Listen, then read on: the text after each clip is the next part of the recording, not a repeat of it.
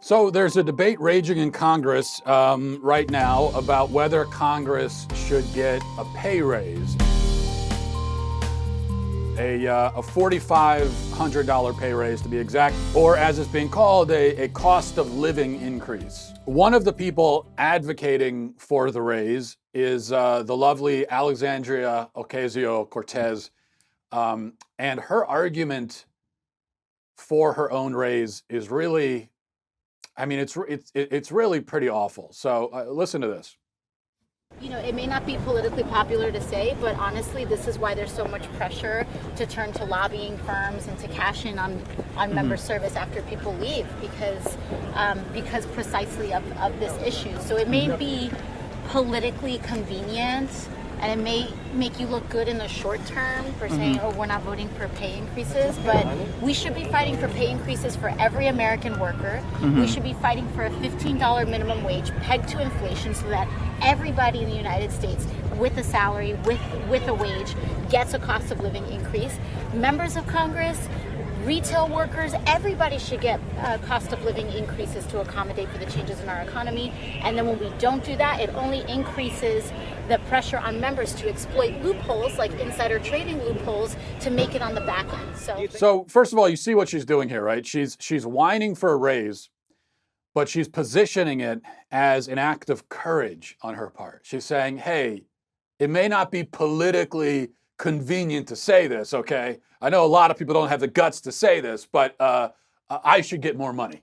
Listen, it's easy for someone to say, don't give me money, but I'm standing here saying, give me money, okay? I've got the guts to say it. So that's an interesting strategy. Second, she says that if you don't give us a raise, we're going to be corrupt, and we'll end up finding other ways to make money. We're going to look for, we're going to make deals with lobbyists, and we're going to find loopholes and all this stuff. What kind of argument is that? Could you ever use that at work? Okay, if you're working at Burger King, could you go up to your manager and say, hey boss, give me money or I'm going to start stealing from the register, all right? It's your choice, okay? It's up to you. Ball's in your court, champ. I mean, you can give me money or I can steal from the register, but either way. So really, if you don't give me money and I steal from the register, it's your fault. You forced my hand. So that's the way it's going to be. No, that's only an argument. That's the kind of argument that you could only find in the halls of Congress. It doesn't work anywhere else in the actual working world. I've got an idea though. Here's an alternative. Maybe these people can just make do with the paltry $174,000 a year that they're already paid. That's a good salary. That's like 3 times the national average.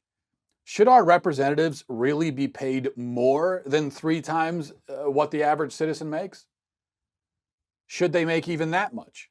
When a representative, on the rare occasion that a representative leaves D.C. and actually comes home to their own district, and they hold a town hall or something, what few even do that anymore, but and they're surrounded by their constituents at this town hall, should they be the highest paid person in the room, conceivably? In the year 1815, members of Congress were paid the equivalent of $20,000 a year in today's money. In 1795, they made $1 a day. And of course, that means they weren't paid anything on the days when they weren't in session. It was a part-time job. So when you say, well, how do they survive on that? They didn't survive on that. They had other jobs. They did other things. This was not a career. It wasn't something that you were supposed to, settle down and spend 50 years doing.